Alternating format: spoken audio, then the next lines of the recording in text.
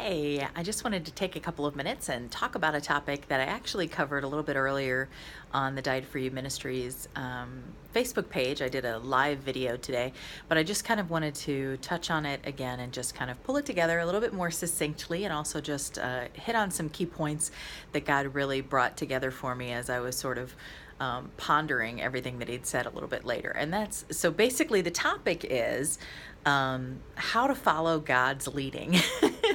Because frequently it can feel like he's taking us in a direction that doesn't make sense, or it will feel like we're going one way and then suddenly we feel like we're going another way. And so kind of understanding that. And so there's two different sort of visual pictures that he's given me that when I put those two together gave me a lot of clarity on this. So I'm going to share both of these, and I shared both of them earlier, but not in this way. So the first one is if you have a toddler and you're a father and you're wanting to teach your toddler to walk, you might put a spoonful of ice cream in front of them. And you're moving the spoon back and back and back because you're wanting to encourage them to move forward, right? So they're walking. And so to them, the exercise that you're engaged in is having a bite of ice cream, okay?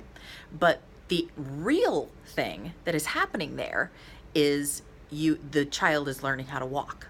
Okay, so you can imagine if you asked the toddler would feel like the father was frustrating the process because he keeps moving the spoon out of the way, right? So again, this is all about perspective. And so there are times when the instructions that God has given us, they don't make sense. They may feel like they oppose the previous instructions that he gave. And so we get frustrated with it. But really, because we know scripturally he's not the author of confusion, the one who's confused is us.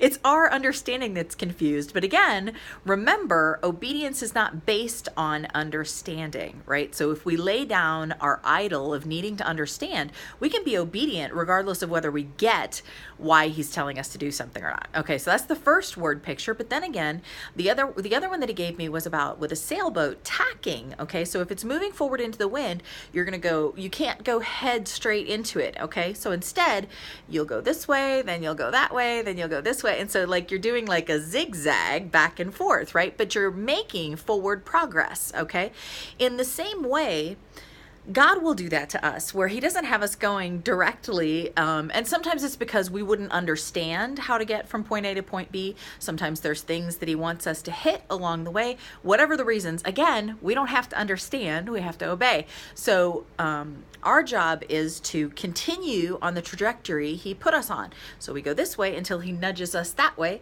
Then we go that way until he nudges us this way. And so again, it could look like, right? Because if you are the person getting direction and you don't understand the concept of tacking, okay, you're going to think, what do you mean go that way? You just told me to go this way. I'm going this way. And so this is where we come back to, we hear in part and we prophesy in part. And so this comes down to not always having the full picture. We don't always understand everything that's going on, and that's okay.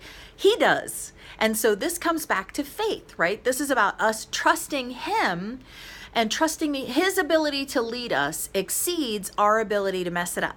Okay, let me say that again. His ability to lead us exceeds our ability to mess it up. So if we are in a place where our heart is truly submitted to him, and our heart intention is to surrender to his plans, whatever those look like, okay, then we can trust that he's going to take us and steer us rightly. Even if we don't understand, even if it doesn't make sense, even if he's giving us directions that may seem like they oppose one another, we can trust him.